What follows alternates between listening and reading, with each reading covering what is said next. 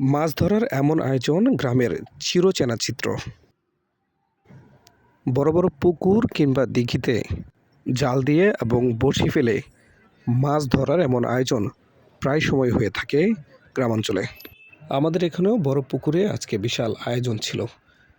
তাই সকাল থেকেই যারা মাছ প্রেমী আছেন বা মৎস্যপ্রেমী, অনেকে দেখা যায় শখের বশেও এসেছেন মাছ ধরতে।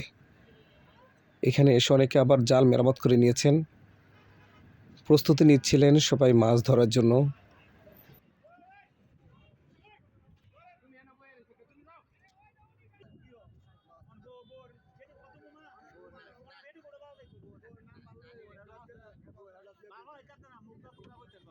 প্রকৃত মাছ শিকারী, শখের বশে মাছ শিকারী, এমনকি দর্শনার্থী যারা মাছ ধরা দেখতে পছন্দ করেন তারাও এসে হাজির হয়েছেন এখানে।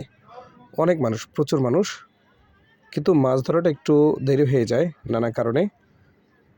অবশেষে প্রায় দুপুর 1টার দিকে সব জল্পনা কল্পনার অবসান ঘটিয়ে মাছ ধরা শুরু হয়।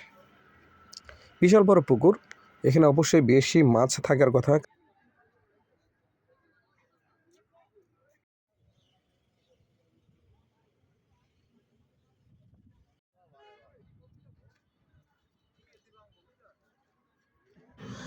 জাল মেরামত, মাছ ধরার স্থান তৈরি করা, সব মিলিয়ে যখন প্রস্তুত তখনই শুরু হয়ে যায় জাল মারা।